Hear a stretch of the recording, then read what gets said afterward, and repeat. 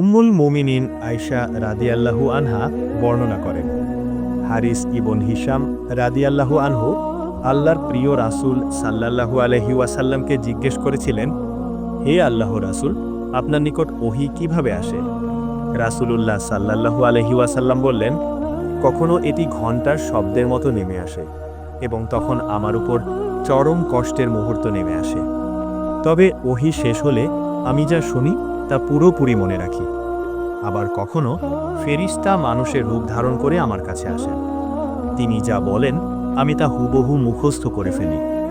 আয়েশা রাদিয়াল্লাহু আনহা বলেন, আমি দেখেছি তীব্র শীতের দিনে রাসূল সাল্লাল্লাহু আলাইহি ওয়াসাল্লামের উপর ওহী নাজিল হচ্ছিল, আর ওহী শেষ হতেই তার কপাল থেকে ঘাম ঝরে পড়েছিল। এইভাবে আল্লাহর কালাম নাজিল হতো। ভয় ও ভাবনার এক কঠিন অভিজ্ঞতা নিয়ে রাসূল সাল্লাল্লাহু আলাইহি ওয়াসাল্লামের মাধ্যমে আমাদের কাছে পৌঁছাতো হিদায়াতের আলো। আজ আমরা সেই আলোর ছায়াতলে আছি।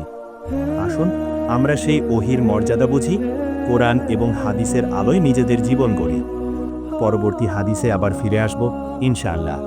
ততক্ষণ পর্যন্ত সাথেই থাকুন। আসসালামু আলাইকুম ওয়া রাহমাতুল্লাহ।